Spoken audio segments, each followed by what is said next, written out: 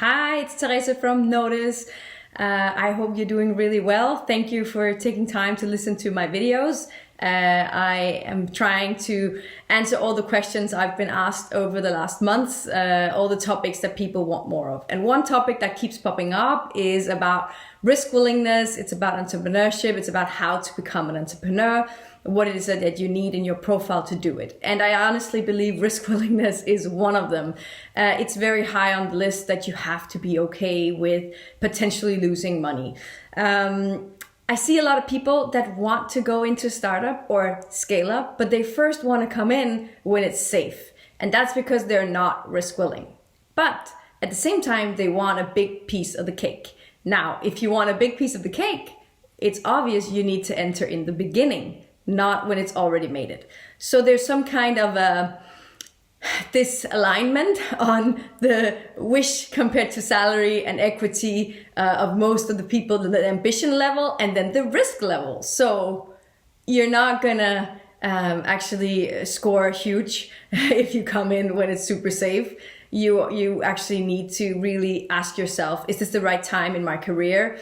Is this the right time compared to my family? Is this the right time for me personally to be in something that's risk willing and be able to bet on yourself, on your career to become an entrepreneur? You are able to do it slow, but then you're just not potentially able to get a huge piece of equity or a very high salary.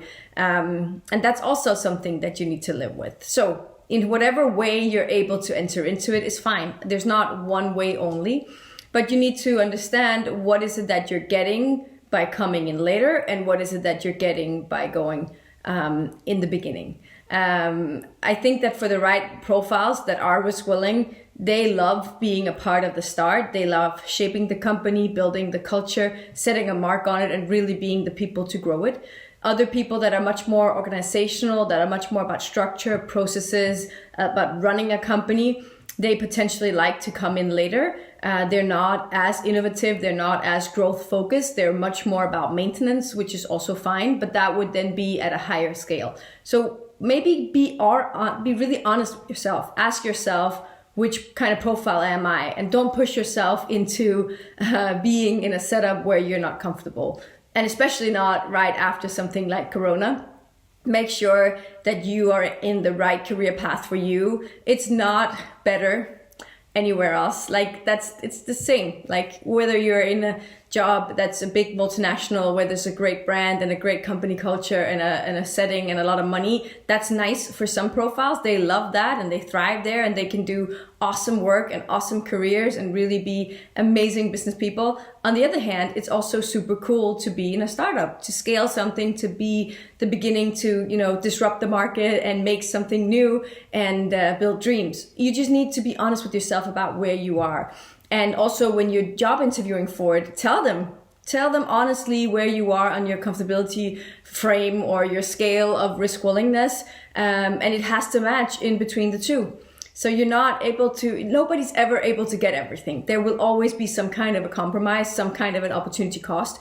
You just need to figure out which one is the right for you, for your family, for your career, for your growth, and for your future ambition level. I hope this, made you reflect a little bit about who you are. I don't think that one profile is better than the other. I think it's just a matter of the right time in your life and the right people you'll be working with and the right idea, the right product, service, platform, whatever app it might be, whether or not it really has your interest, whether you believe in the journey. On the other hand, it could just as well be a big multinational company where you're really thriving and you're, really scaling your leadership abilities and you're doing great work. So be happy, be confident about the choices you've made. Make sure you know that the grass is not greener on the other side. If you do decide to become more entrepreneurial and jump into startup, then face the risk like a boss. Make sure that you understand it and that you know that you have selected this path and you need to love it too. Also, if it's in a bad time. So that's really my advice. Maybe that's not so uplifting, but it's the truth. And I think it's really what's important. It's having the right reflections and making the decisions on the facts and on the real basis of whether it's good or bad for you personally, and then go full out, play full out. Take care, stay healthy, stay happy. Feel free to ask me questions, engage with me. You're able to follow me on LinkedIn. You're able to follow me on Facebook, on Instagram, on YouTube, wherever it is you like to consume your data. We're online, and these videos are made, to help people in their career. And I hope that they will help you too. Take care. Bye.